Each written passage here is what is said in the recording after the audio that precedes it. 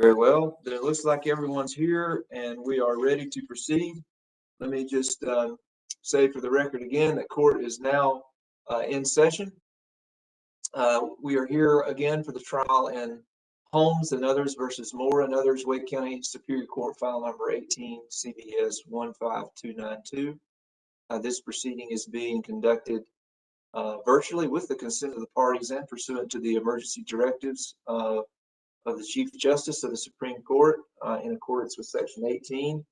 Article 1 of the North Carolina Constitution. These proceedings are open to the public and available via a video link through the Wake County Superior Court's YouTube live webpage. I will say in regards to that there have been a little bit of connectivity issues with that live feed, and so I apologize on behalf of the court to those who are watching the live feed through the YouTube webpage. And what happens there, just so if anyone is listening, I don't know who's on the YouTube live page or not, but when we go to recess and we go to breakout sessions through WebEx, it's my understanding that automatically pauses the YouTube live feed. So and YouTube, what it does as apparently the computer there tries to save the video and audio of what has been recorded, and it's during that save period that it will not let you start it back. During the lunch recess, I don't think we had a problem because it was long enough that the audio and video was saved.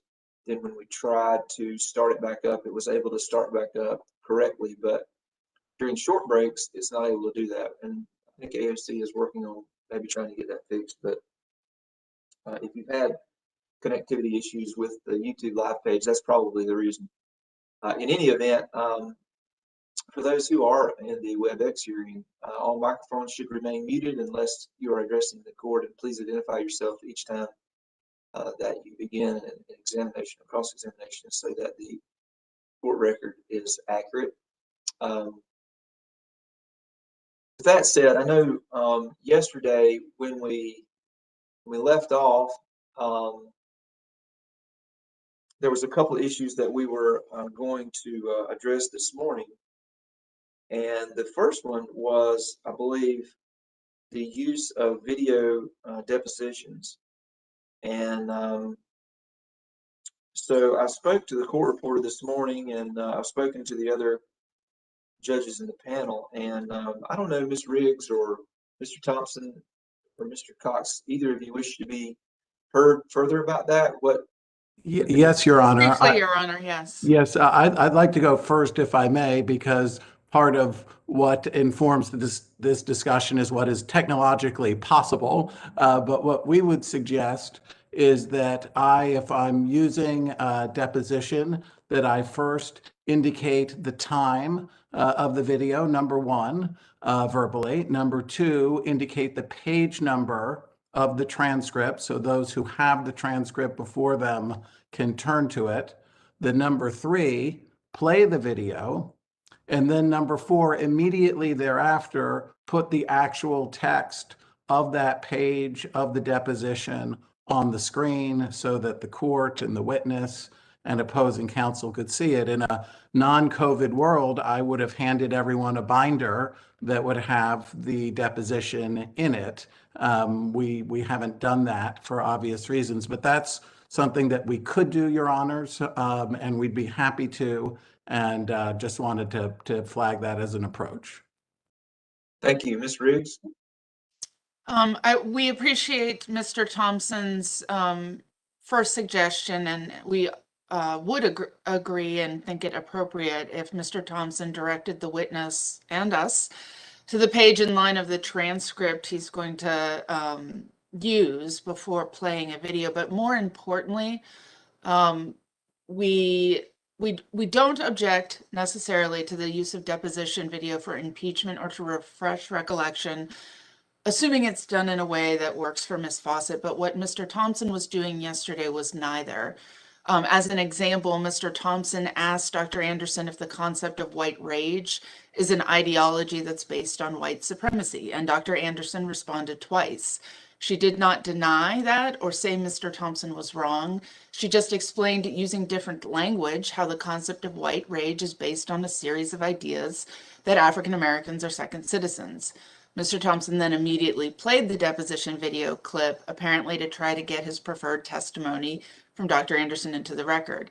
But he didn't ask Dr. Anderson if she recalled being asked that question in the deposition, or otherwise established that her trial answer was inconsistent with the deposition clip he played. And that's because he couldn't do either. It wasn't. So where we simply ask that video deposition not be used in an improper way for deposition, for refreshing recollection or impeachment. And certainly before playing video, we be directed to the page and time, and that the entire deposition page script, the physical deposition copy may be made available to the witness to see the question before and after the clip. Mr. Cox, do you wish to be heard? No, Your Honors. Thank you. There's I think two things going on. The first is the procedure by which the court reporter takes down if a video is played by way of a deposition. And so I've spoken to her and I've spoken to the other judges, and she is okay with taking down and making part of the record a video clip of a deposition. So what's going to happen is if a lawyer shows a video clip of a deposition to a witness to impeach or to corroborate them, then the court reporter is going to take that down. She's going to take down what is being played in the video deposition. If it's a video shown to a witness that is much like the ones that you introduced yesterday, Ms. Riggs, with Jabari Holmes and him voting and so forth, and maybe talking and going on. Generally, what the court reporter would do in that scenario is just put in the record video shown. Those videos I treat differently because they're introduced for a different purpose. They're introduced as demonstrative or illustrative exhibits. Video clips that are of depositions are introduced to corroborate or to impeach the testimony. And generally, if a lawyer introduces a portion of or wants to impeach a witness with a portion of their deposition transcript, then they can do that. And if by making it complete, or the lawyer on the other side feels like it's incomplete or misleading because they've taken a portion out of it, they can address that on redirect or recross, as the case may be. So I don't want to get into a back and forth about whether or not Mr. Thompson's approach yesterday was appropriate or not. All I can say is that if he does something that you think is inappropriate in the future, then object, and we'll do our best to rule on the objections as they're made.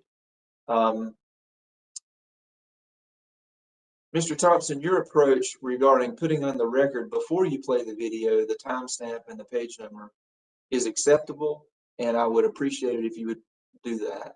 And so that would be the rule going forward. And then also, once it's stopped, if you can put the page number and the line number or the timestamp if it's a video of when you stopped playing, that would also be acceptable. So that lets the record be clear. And also, if you could show the literal transcript on the screen, that I'm sure the court reporter would appreciate that. But assuming she can hear what's being played in the video deposition, she should be able to take it down. Okay, thank you, Your Honor. We will endeavor to follow that, and hopefully that will work better today. Yeah, she has agreed to do that. The other issue that I wanted to touch on briefly this morning is the use of bench conferences. Yesterday during testimony, I believe it was Mr. Mitchell, or was his name Mitchell Brown? Is it Brown Mitchell or Mitchell Brown? I'm sorry. Is Mr. Brown, sir. Mr. Brown, I'm sorry. Apologize. I've got so many names, and I got them all written down. But in any event, thank you. Good morning to you, sir. Good morning, sir. You made a request to have a bench conference, and you Yes. made that request to have that bench conference outside the presence of the witness. Yes, sir. And as much as we would love to afford you that opportunity, I don't think, frankly, that we're going to be able to. So, and the reason for that are various and sundry. But we talked about it with the folks sort of hosting this WebEx and how to get everybody out and get one back in and these lawyers in, these lawyers out. And it's just really impractical to have a bench conference as one would be conducted in a live courtroom. You know, I have had many trials, capital cases included, where I made a rule that we're not having any bench conferences. We're doing everything on the record. We're doing everything in open court. And so if the lawyers wanted to say something to me outside the presence of the jury, we'd simply send the jury out and have, quote, a bench conference in open court on the record. And in this case, as you well know, we are the jury as well as the judges. So we're going to send the jury out and we're going to have our bench conferences on the record. We're not going to do that outside the presence of the witness. The witness will be able to hear our bench conferences, but you know, I guess the long and short is we're not going to have bench conferences in this case, with the exception of the procedure that you all have outlined for dealing with highly confidential and sensitive information. I know that the TCA went back and forth with the lawyers about how do you want to deal with that.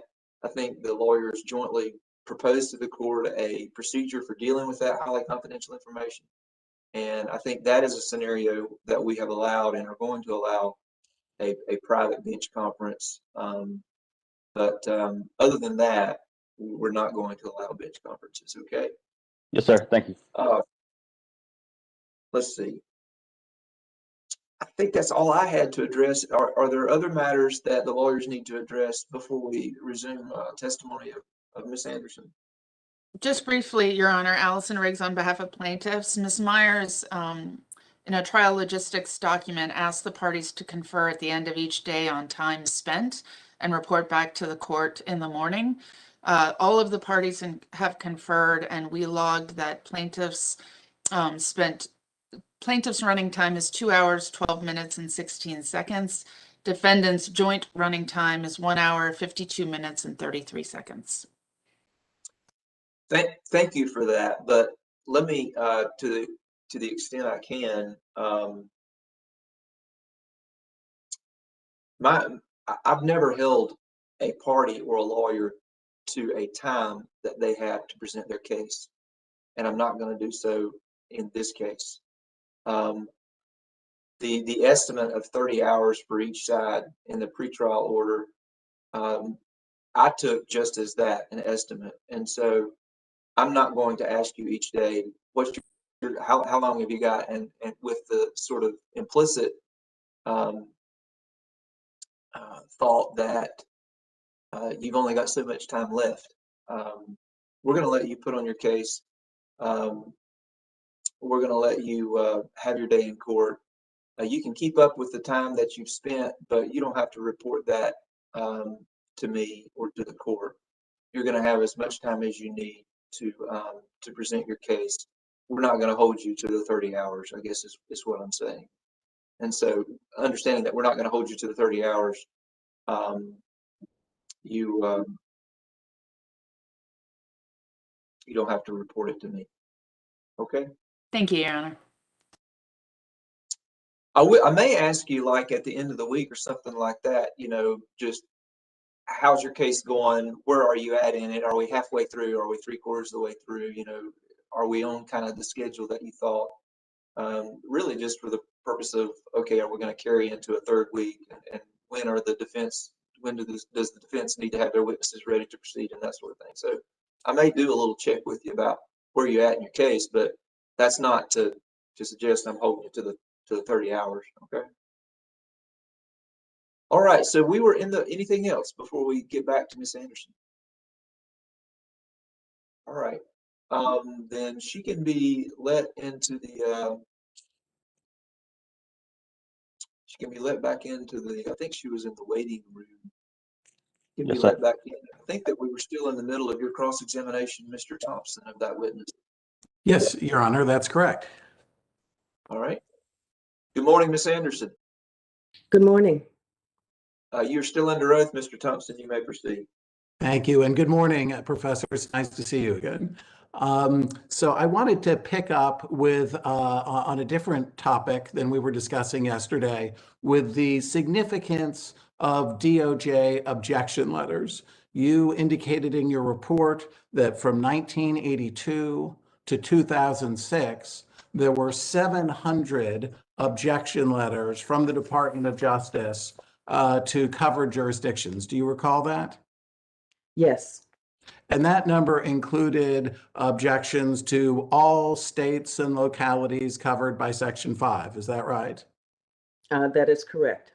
And as we discussed yesterday, North Carolina, the state as a whole, was not covered, just the first 40 counties. And then when Wake County bailed out, 39 counties were covered. Is that right? That is correct. And while you were preparing your report, were you aware of how many voting changes the Department of Justice in total had reviewed during the existence of Section 5? No, I was not. I'd like to pull up on the screen JX 853, and this is a document, and we'll get a little bigger there. It's a document you can see at the top. It comes from the United States Department of Justice website. It says Section 5 changes by type and year. And the document, the top of the chart says total Section 5 changes received by the Attorney General 1965 through 2013. And professors, the reason 2013 is the cutoff, presumably because that's when Shelby County was decided. Yes, Okay, and then if we scroll down to the bottom right-hand corner, we can see that it says total from 1965 to 2013, there were 556,268 submissions. Do you see that? yes, I do. Okay, and were you aware of the percentage of rejections that the Department of Justice, or objections, I should say, that the Department of Justice lodged in response to these approximately 500,000 submissions? No, I was not. All right, well, let's put on the screen LX 176. This again comes from the Department of Justice website, and they have a section on the website that's called About Section 5 of the Voting Rights Act. And if we flip down to the second page of this document, I guess it's about 2 paragraphs from the bottom. We'll get it on the screen there. And the last sentence, try to highlight if we can. It says, so I'm looking at the second to last full paragraph. And yes, and now it's in a box. And it says in that last sentence, since Section 5 was enacted, the Attorney General has objected to about 1% of the voting changes that have been submitted. Do you see that, Professor? Yes, I do. And do you have any basis to doubt the veracity of that statement? No, I do not. Were you aware of the fact that the Department of Justice never objected to a statewide voting law in Alabama during the existence of the Section 5 of the Voting Rights Act? No, I was not. Were you aware that the Department of Justice never objected to a statewide law in Louisiana under Section 5 of the Voting Rights Act? No, I was not. Were you aware that the Department of Justice never objected to statewide law in Mississippi under Section 5 of the Voting Rights Act?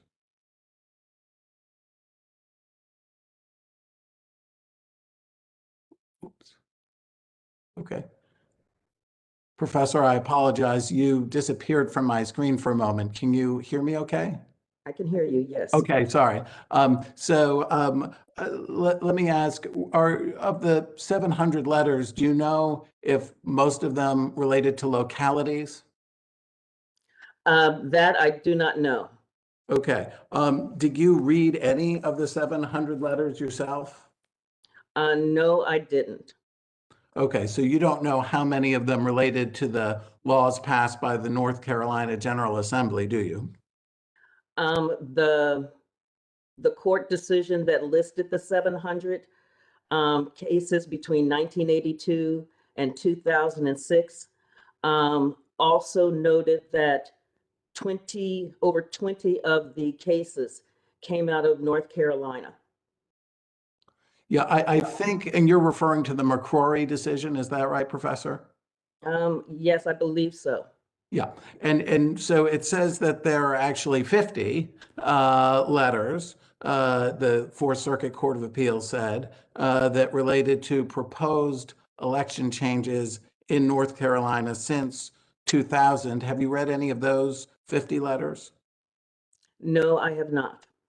Okay, and do you have any basis to believe that North Carolina had a higher rejection rate than other covered jurisdictions? No, I do not. The relevance of the fact that some of these objection letters come from after 2000, in your opinion, is that they make the historical pattern current. Is that right? That is correct. Is that it brings this pattern into the 21st century. Okay, but while you were preparing your report, you weren't sure how many of these objection letters actually came from after 2000, were you? The McCrory decision listed how many came after 2000. Well, let's pull up page 40 of your report, if we could, on the screen.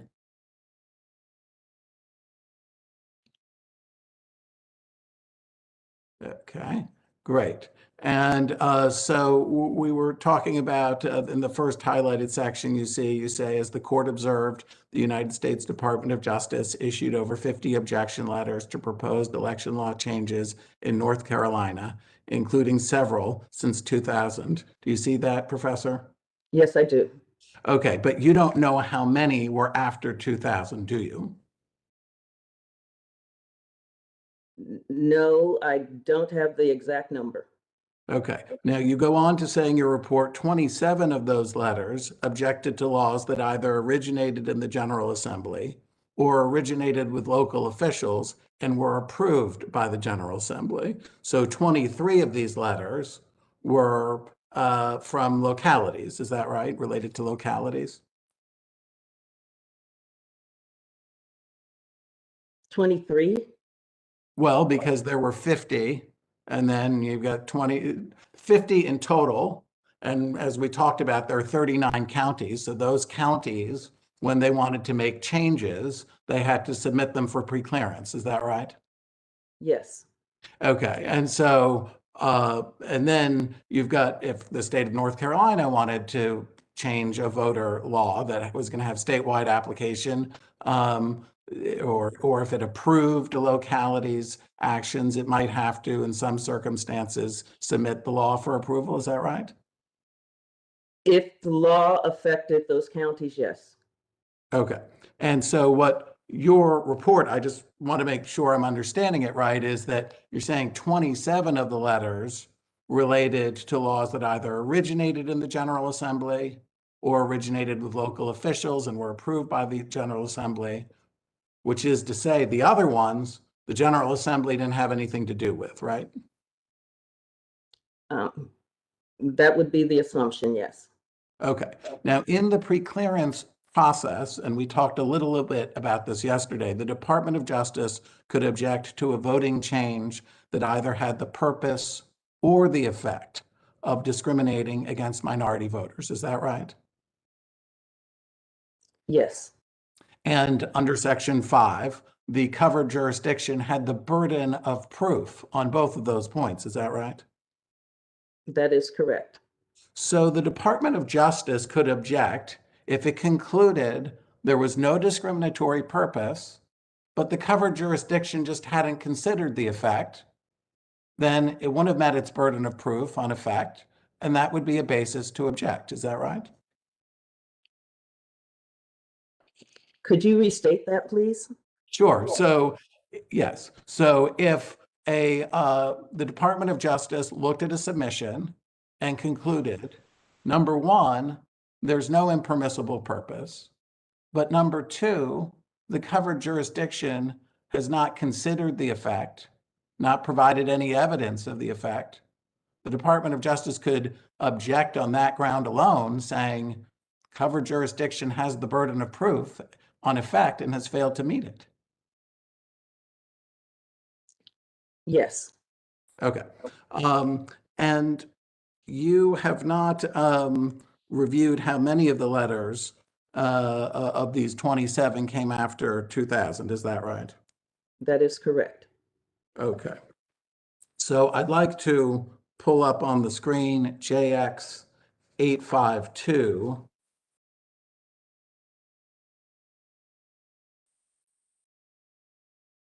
And if you see, Professor, this is also from the Department of Justice website. It says, and I'm sorry, the seal obscures a little bit, but it says voting determination letters for North Carolina. And then it says jurisdiction and type in the left-hand corner.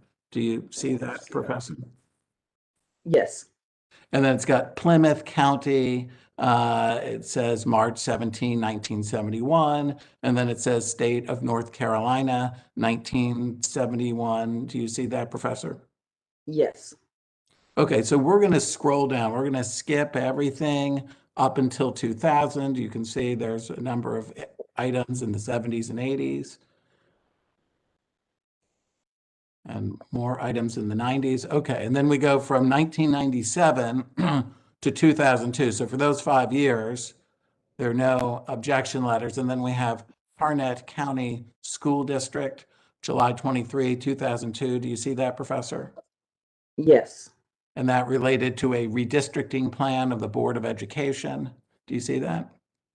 Yes, I do. Okay, and then they've got another entry for the same date for the same redistricting plan. Or it says 2001 redistricting plan. Do you see that? Yes. Okay, so I'm going to count that as one. And then if we go, the next one is City of Fayetteville from 2007. Do you see that, Professor? Yes. Okay, so that's two. Let's scroll down. Then we've got the City of Kingston in 2009. Do you see that, Professor? Yes. Again, the City of Kingston in 2009, actually the same date. You see that, Professor? Yes. And then finally, Pitt County School District, that's in 2012. And that's the last entry, right? I see that. Yes. Okay, so there are 6 different objection letters relating to, it would seem, 4 different proposals by locality, since 2 of these may be duplicate entries. And in none of these is the state of North Carolina listed as the covered entity. Is that right? That is correct. So according to the Department of Justice's website, from the year 2000 to the present, there have been precisely 0 letters of objection to any of the laws adopted by the General Assembly of the state of North Carolina. Is that right? According to the Department of Justice's website, yes. Okay, and you have no basis to dispute that, right? That is correct. Okay. Now, in your report, you talk about the closures of polling stations, and you mentioned that there are 1,173 places that were closed between 2014 and 2018 in jurisdictions previously subject to preclearance. Do you recall that, Professor? If I could see the report. Sure. No, we'd be happy to pull it up. I think it's on page 24, so we'll put that on the screen.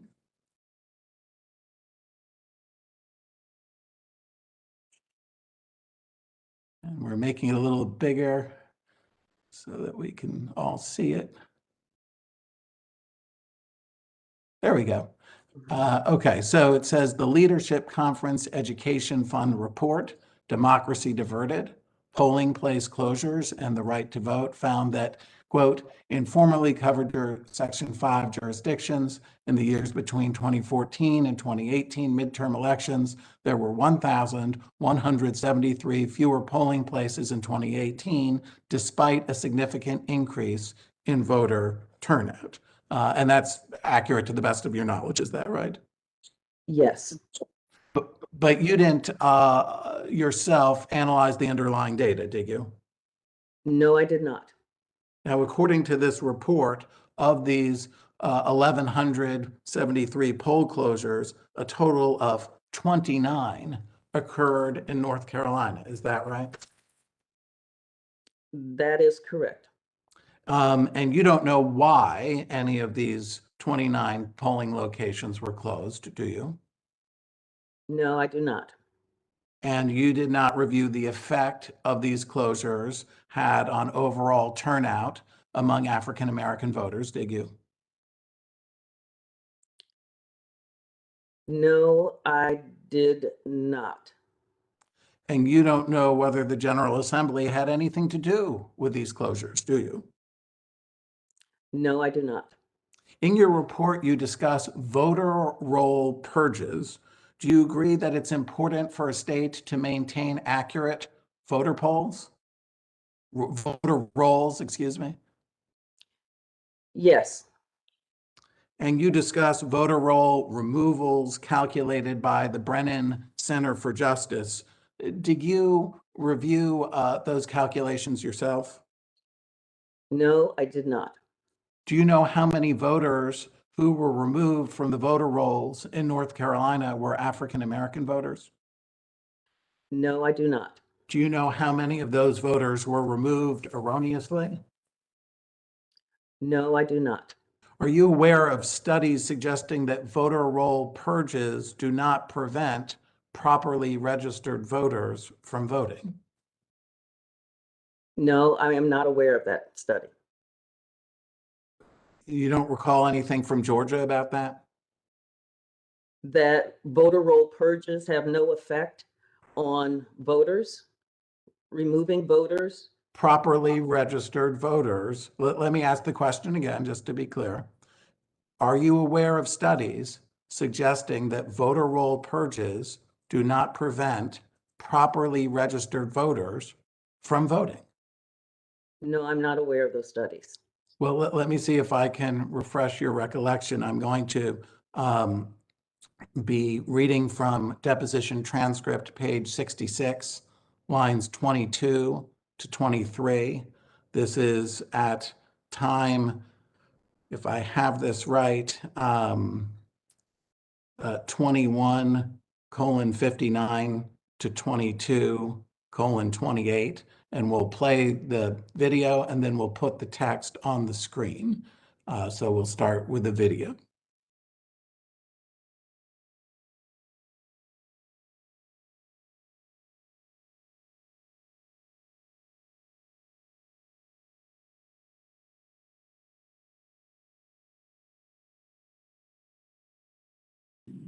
Are you aware of any studies suggesting that voter roll purges do not prevent properly registered voters from voting?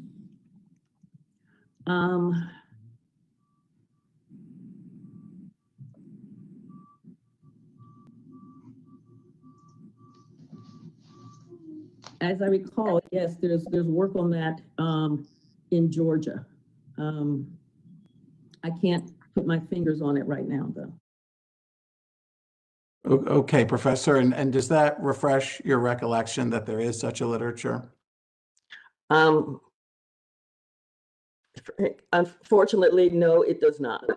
Okay. You saw me trying to think through what that study was, and I'm still unsure. Mr. Brown, would you like me to put the text of that deposition on the screen for you? Yes, please. Okay. Sorry, I forgot the protocol. So we'll put that on the screen.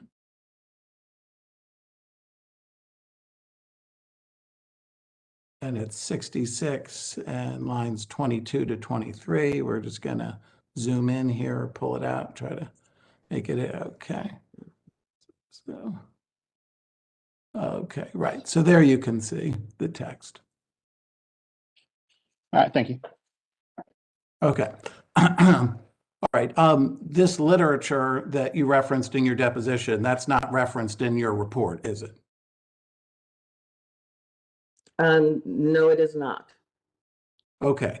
Aside from your discussions of the Department of Justice objection letters, poll closures, and voter roll purges, the only evidence of discrimination against minority voters in North Carolina since the year 2000 that's identified in your report is HB 589. Is that correct?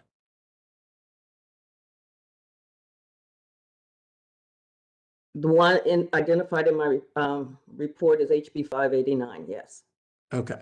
Now, you mentioned in your report that in January 2013, when HB 589 was just a bill, staff for Republican legislators sought racial data on voter turnout in the 2008 election. Do you recall that? Yes, And at that time, in January of 2013, Section 5 of the Voting Rights Act was still in place. Is that right? that is correct. And so that process required the General Assembly to consider the racial effect of any voting rights law. Is that right? That is correct.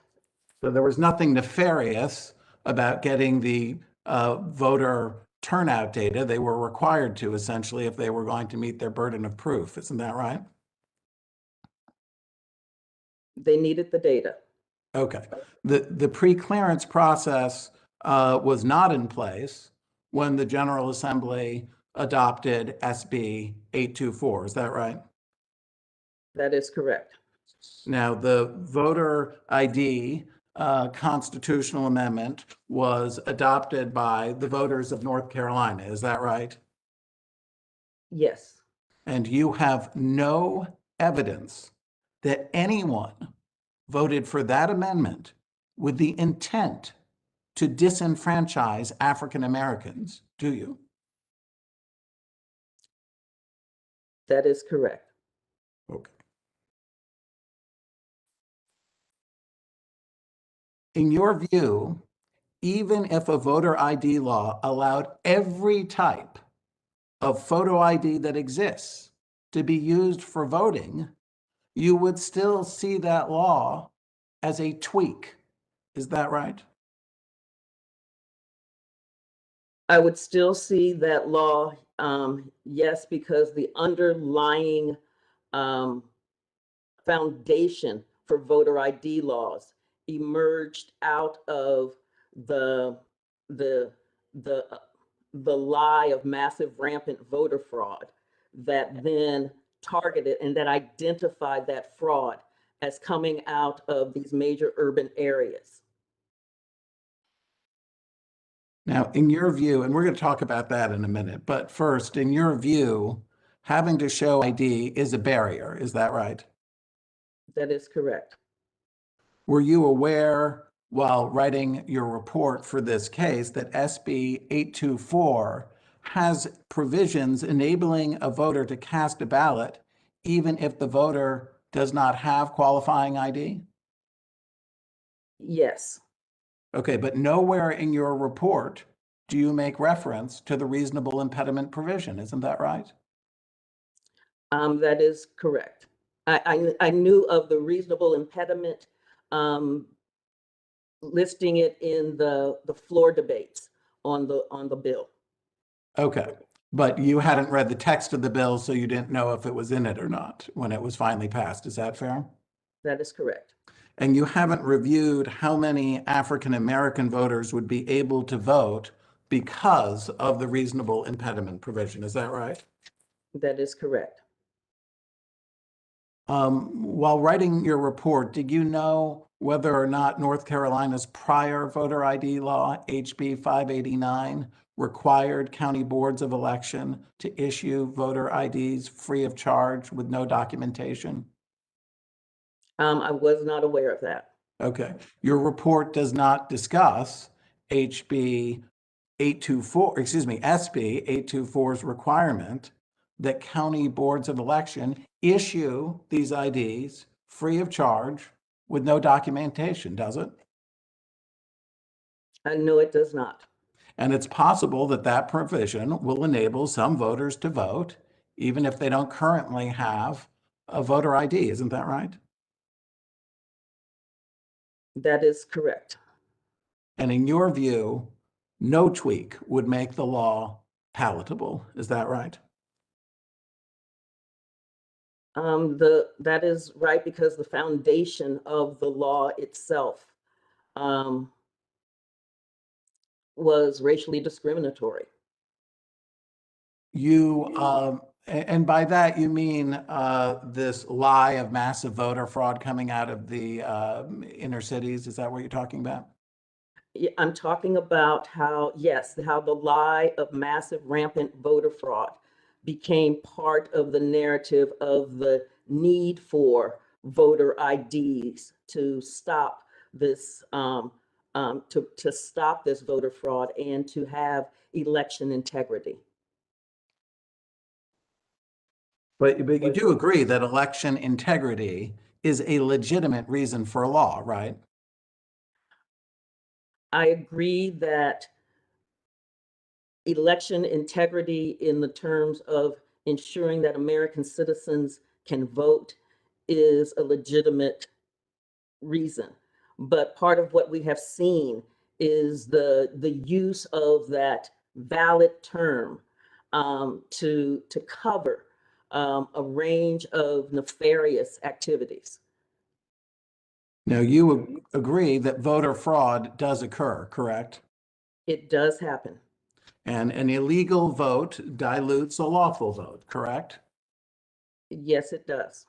And in your report, you note that in Mississippi, quote, Democrats had rigged every election in the state since 1875 through violence, ballot stuffing, and other fraudulent methods, close quote. So there have been times in American history where there in fact has been rampant voter fraud. Is that right? That was voter fraud targeted at Black voters. Yes, but voter fraud nevertheless. Correct? Correct, that has happened. Okay. But you consider the language of voter fraud and election integrity to be highly suspect. Is that right? I consider it to be highly suspect, particularly after the 2000 election. Yes. In your report, you do not identify a single statement during the legislative debate over SB 824 characterizing voter fraud as occurring only among minority voters, correct? That is correct. You don't identify a single statement coming out of the debate over SB 824 suggesting that voter fraud occurs only in the cities. Is that correct? That is correct. You haven't identified any statement from any member of the Republican caucus of the North Carolina legislature that suggests that there's massive voter fraud coming out of the inner city, have you? No, I have not. Okay. Now, in your report, you say that during the Reconstruction era, the U.S. Congress passed legislation to define American citizenship as a birthright and to make the right to vote sacred for all male citizens. Do you recall that? Yes, I do. And on page 18 of your report, you note that Congress passed the Voting Rights Act in 1965, which was landmark legislation, correct? Yes. And so there have been times where Congress a majority of Congress has acted to protect the rights, the voting rights of African Americans and other minorities in this country. Is that right? That is correct. Okay, I'd like to put up on the screen LX 167. This is a map of the United States, and in, I guess that would be purple, I don't know, lavender, what the right color is, but in any event, the shaded states have voter ID laws, and we're not in the Confederacy. You can see that Idaho is among those states with a voter ID law. You would concede that Idaho, which has an African American population of less than 1%, did not adopt that law for racially discriminatory purposes, correct? One of the things that I have said is that with voter ID laws, that the language of protecting democracy has become so ubiquitous, election integrity has become so ubiquitous that these laws get passed, and that we have to look at states that have sizable minority populations, because that becomes one of the triggers to begin to look at the foundational purposes of these laws. Well, in Idaho, it wasn't a trigger, right? It has a population of 0.9% that is African American, so it wasn't a trigger there, right? That is correct. And in Hawaii, it wasn't a trigger, right? Yes. Okay. And Hawaii is one of the most liberal, progressive states in the union, is it not? That I don't know. Okay. Do you know the last time it voted for a Republican for president? No, I don't. Okay. And so when we look at places like Idaho and Hawaii, is it fair to say that there are non-racist reasons for a legislator to vote in favor of a voter ID law?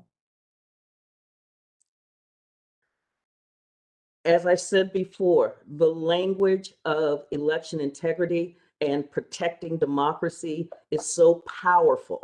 It is so powerful that it can become a reason for these laws, among many other reasons. What are the other, what do you say among many other reasons? What are those other reasons you've just identified? And so, and again, this is a two-parter, so that in those states that have sizable minority populations, that you can see a history of suppressing the vote for those minority populations, and that this becomes another mechanism to do so. I want to put those states to the side. Okay, let's put the Confederacy to the side and let's look at states that don't have that same shameful history. Let's look at states like Hawaii and Idaho. Is it fair to say that there are race-neutral reasons to pass these laws?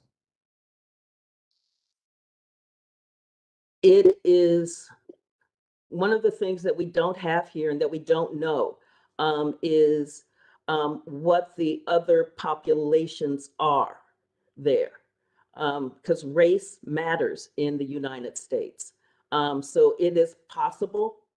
I can't speak to Hawaii and Idaho. Okay. You just don't know. That is correct. Okay. Let's turn to, well, before we get to put our next document on the screen, do you recall in your report that you reference a couple of articles that cite to the Carter-Baker Commission? Yes, I do. And that was a commission that was co-chaired by President Jimmy Carter and former Secretary of State and Secretary of the Treasury, James A. Baker III, is that right? Yes. And you didn't review that commission's recommendations in connection with your report, did you? No, I did not. You were not aware of that commission's recommendations about photo ID laws when you put together your report, correct? That is correct. Okay, so I'd like just to put that on the screen. It's been marked as LX 0001. You can see it says Building Confidence in U.S. Elections, Report of the Commission of Federal Election Reform, September 2005. And then let's move, if we could, to the fourth page of the PDF, which is a letter from the co-chairs. And we can see that we've got President Carter and Secretary Baker's signature there at the bottom. And then if we look at part of the text of this cover letter, the part that starts, "We are recommending," let's see if we can find it. Okay. And so it's, Ms. Hardman, do you see it? It's in the, well, I'll show you the text here. Sorry, we're just finding it. It's in the, yes, that paragraph. There we go. Okay. So if we look at the end of the paragraph that starts "Some Americans," and we look 3 sentences down, it says, "We are recommending a photo ID system for voters designed to increase registration with a more affirmative and aggressive role for states in finding new voters and providing free IDs for those without driver's license.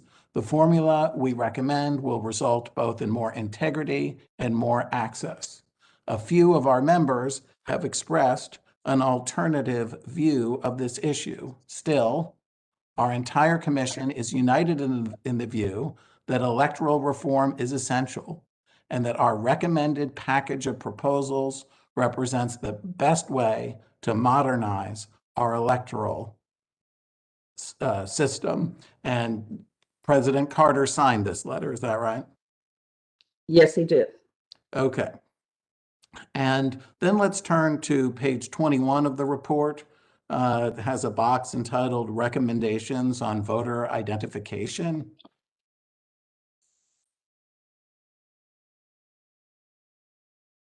Your Honor, I will object to this. Dr. Anderson said she did not rely on this report, so I don't understand why we're looking at it. She did. May I respond, Judge Poovey, to the objection? Yes, very briefly. Just to say that she cited 2 articles that referenced it in her report. All right, give me just 1 second. The objection's overruled. Thank you. You may proceed. Okay, thank you. So if we look at recommendations on voter ID, it says 2.5.1, and it says to ensure that persons presenting themselves at the polling places are the ones on the registration list. The commission recommends that states require voters to use the real ID card, which was mandated in a law signed by the president in May 2005.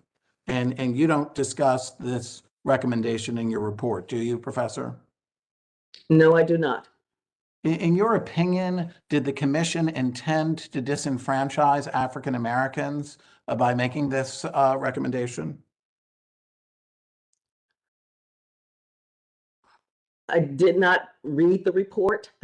I know that President Carter has recently said that he regrets the way that the report has been used to justify voter ID laws.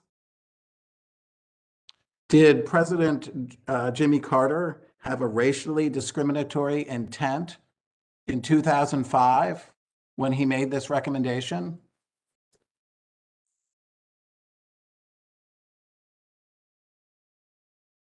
I don't know what his intent was. He's been a champion of voting rights for decades, hasn't he? Objection calls for speculation. Give me just 1 second.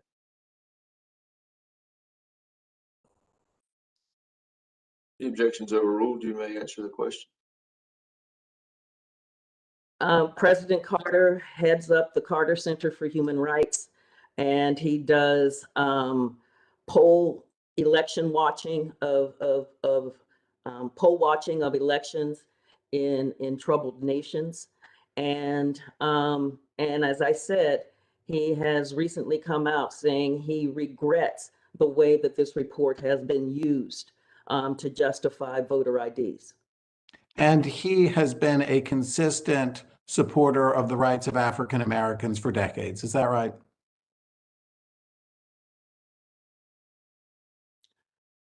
As far as I know. Okay. Now, if we look at 2.5.3, the recommendation is that after January 1, 2010, and remember, this is a report from 2005, voters who do not have their valid photo ID could vote, but their ballot would only count if they return to the appropriate election office within 48 hours with a valid photo ID. So that's a lot stricter than SB 824, which has a reasonable impediment provision and a 9-day window. Isn't that right?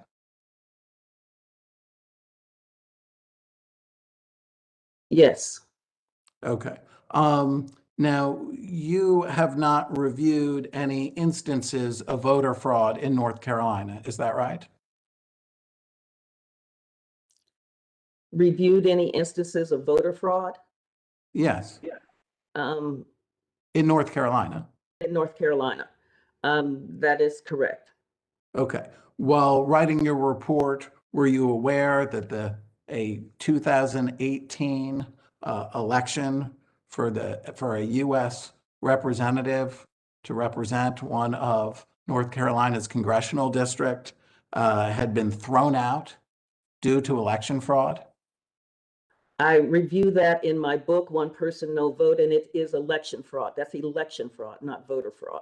And it happened right before the passage of SB 824. Is that right? Yes, it was in the 2018 election in the North Carolina 9th District. Okay. And that's not discussed in your report, is it? The election fraud for Mark Harris? No, it is not discussed in my report. Okay. Thank you very much, Professor. I really appreciate your time. Hold on just 1 second. Let me just confer with my colleagues.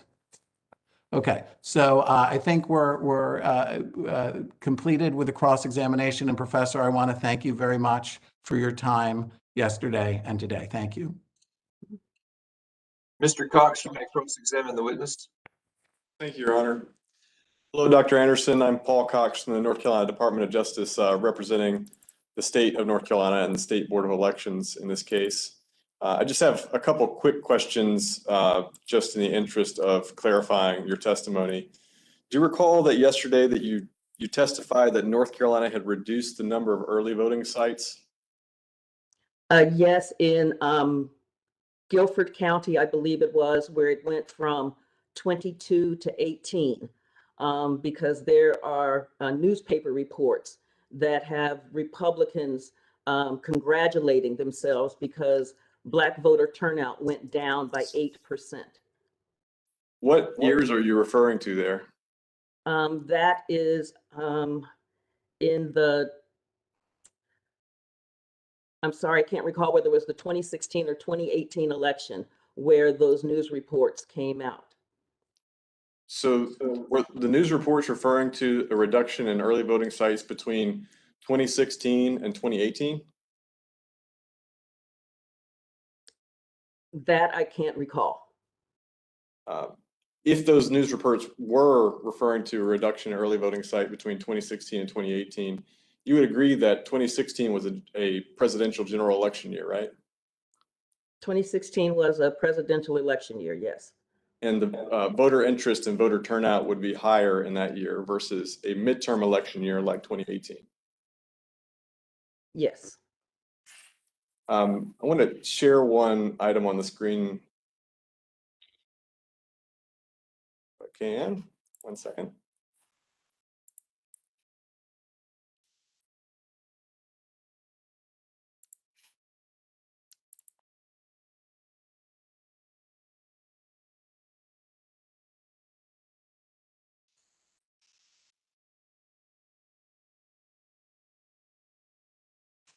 Your Honor, may I ask Mr. Cox which document he's about to put on? It's SX1. I sent it along to the counsel in the case before cross-examination pursuant to the agreement among counsel. Thank you.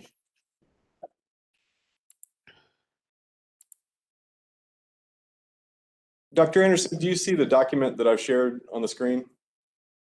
Yes, Okay, and you see that it has a label from the North Carolina State Board of Elections, yes, and that it's titled 2020 Year-End Wrap-Up. yes. I'm going to scroll down to page. This is page 4 of 7 from Exhibit SX1. Do you see where it says greater access to early voting? Yes, And do you see where it says during the 2020 general election, North Carolinians had more, I'm sorry, my screen is obscured, one-stop early voting sites than in 2016, and a significant increase in hours? I see that, yes. And you see that the number of one-stop sites increased from 453 to 471. Sorry, the table is underneath the graph. I see it, yes. Thanks. And the number of one-stop hours increased from 43,337.75 to 77,887.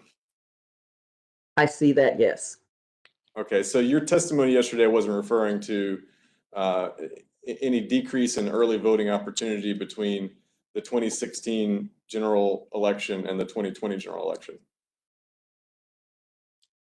My testimony yesterday was referring to, and I can't remember the dates, I'm sorry, the articles that I read about the reduction in early voting sites in Guilford County that had the Republicans sending congratulatory messages to each other that Black voter turnout had gone down by 8% in terms of early voting. But you're not sure what years that referred to? I cannot recall, I'm sorry. Okay, that's all the questions I have. Thank you. Redirect examination, Mr. Brown. Thank you, Your Honors. Just a few questions, Dr. Anderson. Yesterday, Mr. Thompson asked you about white rage. Who termed the coin white rage? I did. When watching the explosion in Ferguson, Missouri, and all of the pundits, and it didn't matter what station I was on, CNN, MSNBC, or Fox, they were all talking about black rage as Ferguson was on fire. And I started shaking my head, no, that what I'm seeing are the results of the policies of white rage. Because I had lived in Missouri for 13 years and I saw the way that policies undercut African Americans' access to their citizenship rights. Dr. Anderson, why is it important to understand white rage for the purpose of your opinions today? Because what I lay out in white rage is a pattern. So coming out of the Civil War, there were a series of policies. So as African Americans are no longer property, they're human beings, and they become citizens. What we see happening are a series of policies, from the Black codes that tried to reinstall slavery by another name, to the Supreme Court decisions dealing with the 14th Amendment, dealing with the Force Acts, dealing with the 15th Amendment, and dealing with the 13th, saying that basically racial segregation was not a badge of servitude. And so seeing how these policies and judicial decisions push back the advancement of African Americans in terms of their civil rights.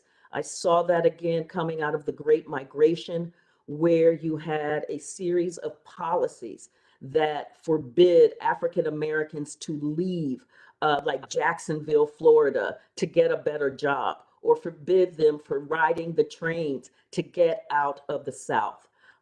Also, in terms of banning the Chicago Defender, which was the major Black newspaper that was sending the information to the Black community in the South. So that Great Migration, as Isabel Wilkerson says, was the first time that the servant class took a step and did not ask their former owners. Then I tracked the Brown decision, another major advancement. And the response to that was massive resistance. The response was to shut down the public school system. The response was to thumb the nose at the Supreme Court decision of Brown 1 and Brown 2, and to develop a series of policies in terms of school districts and choice programs and shutting down public schools and then providing taxpayer-funded dollars to provide education for white children to go to all white private segregated academies while there was nothing for Black children. Then I look at the civil rights movement and the incredible advancements there in terms of the Civil Rights Act of 64, the Voting Rights Act of 65, and the response was the war on drugs, which criminalized with the hyper policing, the policy of broken windows policing and the policy of the war on drugs criminalized the Black community. So we got disproportionate mass incarceration. And one of the things where you get the out clause in terms of the Civil Rights Act and the Voting Rights Act is felony disfranchisement, where you are allowed to discriminate at the ballot box against felons, and where you are allowed to discriminate in housing and in education and employment against those with a felony conviction. And then the election of Barack Obama, another major advancement that then brings us to the kind of vitriol that we saw, but in policy-wise, voter suppression, in that what Obama did was he brought to the fore, he brought into the body politic, into the electorate, millions of new voters who were overwhelmingly African American, Hispanic, Asian American, young, and poor. And the response to that was the Shelby County v. Holder decision, as well as an array of voter suppression laws that went after sometimes one of those, but each one of those groups got hit by one of these voter suppression laws. And so that's how, looking at that sense of advancement and backlash, that's what this case, when I saw HB 589 coming up as part and parcel of the response to Shelby County v. Holder, and then seeing SB 824, a voter ID law, because voter ID laws had been absolutely essential in the voter suppression, array of voter suppression laws that these states were putting in place. Dr. Anderson, does the fact that a Black legislator co-sponsored SB 824 affect your analysis? No, it does not. And why doesn't it affect your analysis? Because white rage and the policies of voter suppression are about the policies. It's not about who is implementing them, either by race or by party. It is about the policies and the effect that it has on Black voters. Dr. Anderson, given your research, what explains the efforts to restrict the vote in North Carolina that you discussed here and in your report? One of the things that we see as part of this pattern is that when African Americans exert political power, is that there is a response, a reaction. And so we saw that with in 1898, where you had the Fusion Party gained power in Wilmington, North Carolina, and there was an actual coup where at least 30 African Americans were killed and that government supplanted, because that kind of political power was not to be tolerated. Then you had the 1899 Act to regulate elections, and then you had the 1900 constitutional amendments that put in place the poll tax and the literacy test and the grandfather clause as a response to that Black political power. You saw that again in the 2008 and the 2012 election. Black political turnout, Black turnout in those elections, in one case almost equaled whites, and in 2012 surpassed whites. Now, we had a voter ID law that was passed by the General Assembly in 2011, and that the governor vetoed it. Then you had HB 589 coming right on the heels of the Shelby County v. Holder decision, and again, coming on the heels of that extreme, highly wonderful Black voter turnout in 2012. Dr. Anderson, does it matter that a majority Republican legislature passed the North Carolina voter ID law? No, it does not. Dr. Anderson, yesterday, let me back up. Dr. Anderson, you're not an attorney, correct? That is correct. Yesterday you mentioned the term strict scrutiny. What did you mean by the term strict scrutiny? Strict scrutiny, what I meant by that is that in my work, I read a lot of law cases and law review articles. And strict scrutiny is the highest level of scrutiny that the judiciary provides when it comes to issues of race. And so that's what I meant.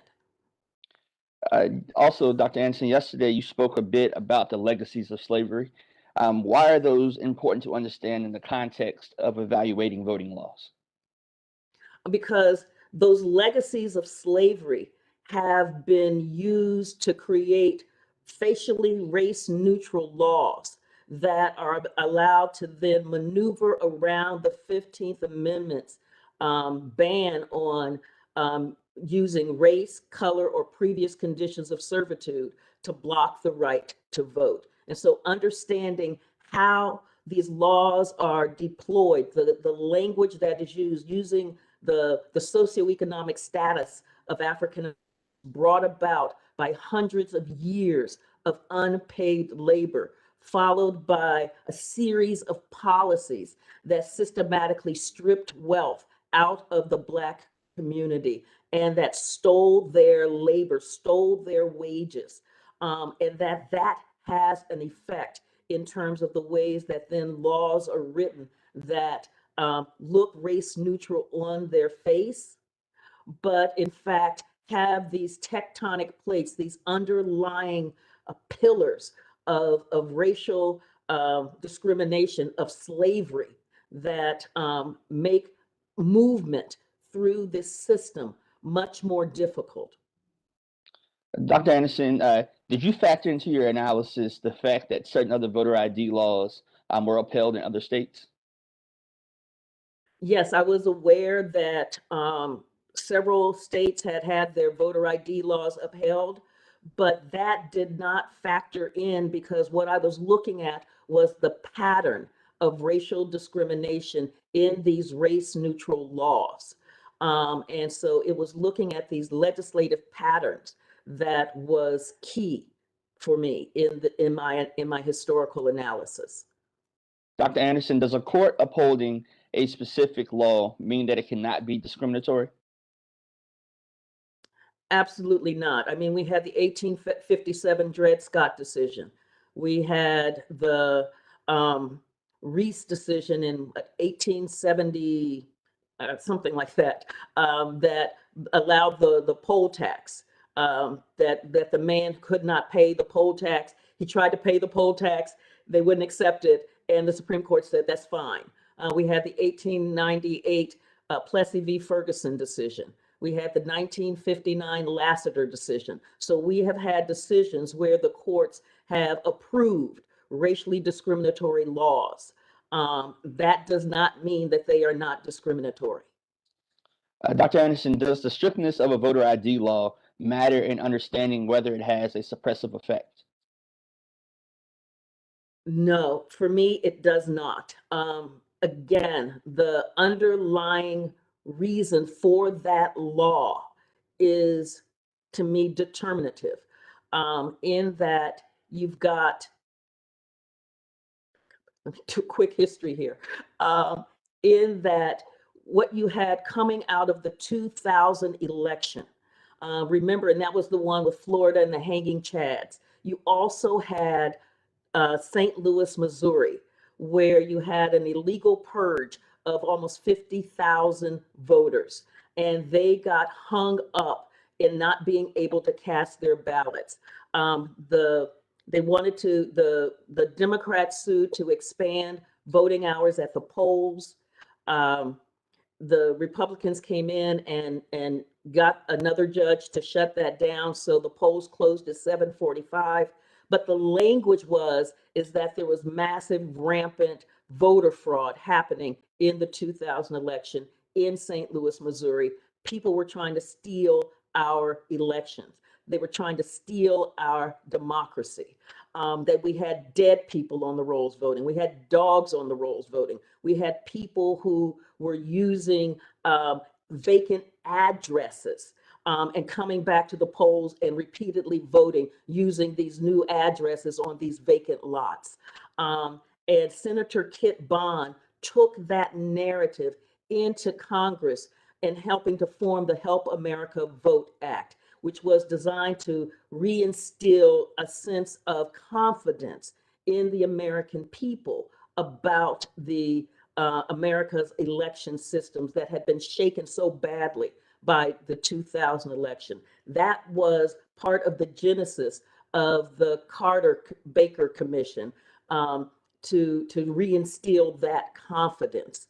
And from that, you get the language about what the Help America Vote Act did was to put on the same plane the language of election and how do we clean up the election? How do we have voting machines that actually work and that count, with the lie of massive rampant voter fraud that was promulgated in St. Louis. And with that lie, you got embedded in the Help America Vote Act, language about voter ID and the range of IDs that could be to instill confidence. And so you've got putting on an equal plane the reality of what happened in Florida and the lie of massive rampant voter fraud.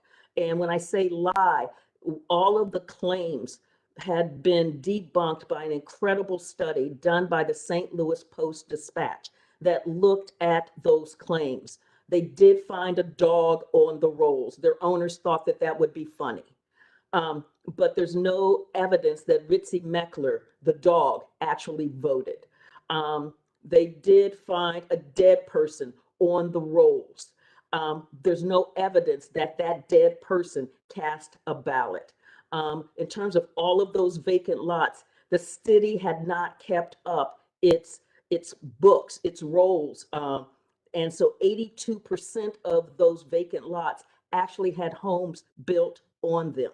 And so that claim of massive rampant voter fraud that was put into the Help America Vote Act with the voter ID legislation was a lie. And that became the genesis that then led to the 2005 Indiana voter ID law, where they had no evidence, there was no evidence whatsoever that fraud had ever been committed there. And so that's my basis for the way that I look at voter ID laws. Dr. Anderson, does SB 824 having more reasons that a voter may use a reasonable impediment ballot or declaration than other states change your opinion about whether it falls into a pattern of voter suppression? No, it does not. Again, because of the ways that these voter ID laws, the genesis of them, predicated on the lie, and the impact that it has in the ways that knowing that you've got to have some kind of ID, or knowing that there's something that you need in order to access the ballot box, creates yet another hurdle. All right, thank you. No further questions, Your Honor. Mr. Thompson, any recross? No, Your Honor. Thank you for the opportunity. Mr. Cox, any recross? No, Your Honor. Thank you. Thank you. Ms. Anderson, you may step down. Thank you very much Thank for you. your testimony. It's now about 10:52. That's probably close enough for us to take our morning break. So we're going to take about a 15-minute break at this point. We'll come back at 11:05. Thank you all very much.